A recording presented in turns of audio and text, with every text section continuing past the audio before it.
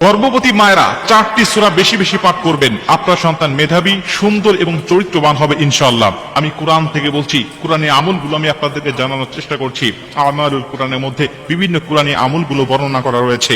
বিশেষ করে গর্ভবতী মায়েরা যখন গর্ভাবস্থায় থাকেন, তারা যদি এই সূরাগুলো পাঠ করতে পারেন, এই সূরার বরকতে, এই সূরার ফজিলতে আল্লাহ পাক অবশ্যই আপনার সন্তানকে মেধাবী, সুন্দর, চরিত্রবান এবং হিকমত ওয়ালা হিসাবে আল্লাহ পাক অবশ্যই কবুল করবে। কারণ আল্লাহ পাক আমাদেরকে এই পবিত্র কোরআন বিভিন্ন ফজিলতের জন্যই আমাদের কাছে পাঠিয়েছেন। অতএব এই আমলগুলো আমি করব, করলেই অবশ্যই কোরআনের প্রতি আমলটা, ঈমানটা বেড়ে যায়। 1 নম্বরে গর্ভবতী মায়েদেরকে আমি বলতে চাই, আপনি এই সূরাগুলো এর জন্য পাঠ করবেন, বর্তমান বিজ্ঞান বলছে যদি কোনো সন্তান মায়ের পেটে 22 সপ্তাহ হয়ে যায়, বয়স হয়ে যায়, ঠিক তখন থেকেই সন্তান মায়ের পেটের ভিতরে সমস্ত আওয়াজগুলো সে শুনতে পায়, মায়ের হার্টবিটের আওয়াজটা সে শুনতে পায়, পেটের মধ্যে যাবতীয় শব্দগুলো সে শুনতে পায়। 32 থেকে 35 সপ্তাহ যখন সময় হয়ে যায়, তখন এই সন্তান মায়ের কথা শুনতে পায়, বাহিরের কিছু কিছু আওয়াজ তার কর্ণকুহরে যায়। অতএব মা যখন পবিত্র কোরআন তেলাওয়াত করবে, তখন ওই সন্তানের কর্ণকুহরে মায়ের কোরআনের তেলাওয়াত যাবে। এই কোরআনের একটি প্রভাব মায়ের পেট থেকেই সন্তানের উপরে পড়বে।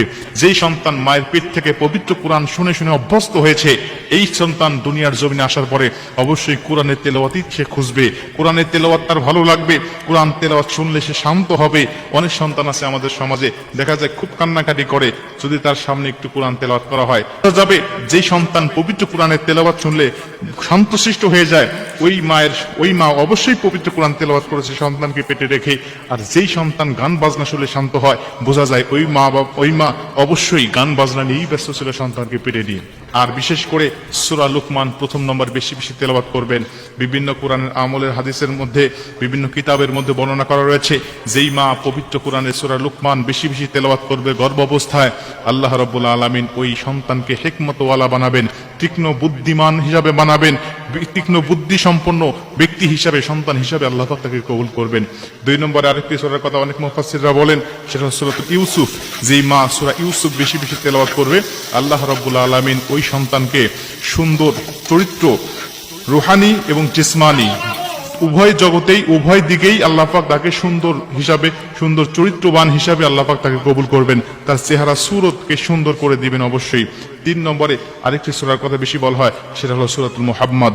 এই সূরা পাঠ করলে সন্তানকে আল্লাহ পাক সুন্দর চরিত্র অধিকার দিবেন। কারণ আমার আল্লাহ পাক আমার নবীকে সবচাইতে সুন্দর চরিত্র অধিকারী হিসাবে কবুল করেছিলেন। এর জন্য সূরা মুহাম্মদ বেশি বেশি তেলাওয়াত করার কথা বলা হয়। এবং আরেকটি সূরা সূরাতুল আল ইমরান, এই সূরার ফজিলত হিসাবে বলা হয় যে আল্লাহ দ্বীনের পথে আহ্বানকারী হিসাবে, দ্বীনের পথে আহ্বানকারী হিসাবে আল্লাহ পাক তাকে কবুল করবেন। এক কথা বলা যায়, তাকে আল্লাহ আলিম হিসাবে কবুল করতে পারেন। এই জন্য এই 4টি সূরা বেশি বেশি পাঠ করবেন।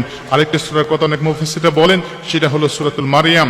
এই সূরা মারিয়াম পাঠ করলে সন্তান পরহেজগার হবে এবং গর্ভবতী মায়েরা সন্তান প্রসব করতে গিয়ে ব্যথা উপশম হবে এবং তার সুন্দর নরমাল ডেলিভারি হওয়ার সম্ভাবনা আছে। এই জন্য এই আমলগুলো অবশ্যই আমরা করার চেষ্টা করবো ইনশাআল্লাহ।